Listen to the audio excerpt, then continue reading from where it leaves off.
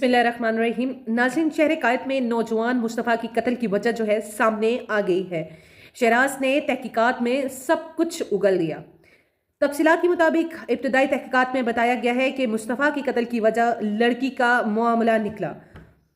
अरगुमान ने मकतूल को बहाने से घर बुलवाया। घर बुलवाने के बाद लोहे की राड से 3 घंटे तक तशद्दुद करता रहा। मुस्तफ़ा के नीम बेहोश करने के बाद मुंह पर टेप जो है वो बांध दी गई। मुलजिम ने यह भी बताया कि मुस्तफ़ा की गाड़ी में वो अरगुमान जो है किमाड़ी से हमदर्द चौकी से होते हुए जब पहुंचे, हब में धोराजी से 2 किलोमीटर दूर पहाड़ी के करीब गाड़ी रोकी, डिग्गी खोली तो मुस्तफ़ा जिंदा था। जी नाज़रीन, मुस्तफ़ा उस वक्त भी जिंदा था। और फिर अरगुमान ने पेट्रोल छिड़कने के बाद लाइटर से आग लगा दी।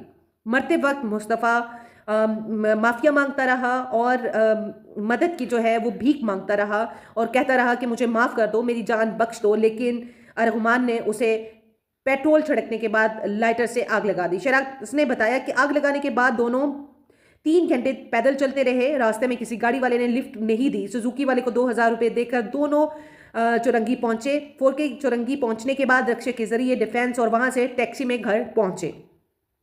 पुलिस छापे के बाद मुलजिम अरगुमान ने वीडियो बनाने के लिए शराज को घर भेजा। पुलिस के खौफ से शराज वीडियो ना बना सका और फरार हो गया।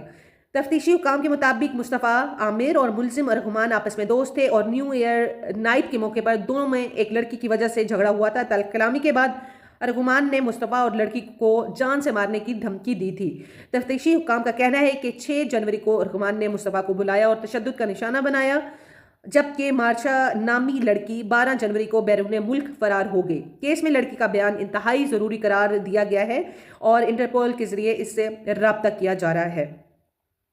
नाज़रीन, ये थी अब तक की अपडेट। मज़ीद जैसे ही कोई अपडेट मिलेगी इंशाल्लाह आपके साथ ज़रूर शेयर करूँगी। अल्लाह हाफिज़।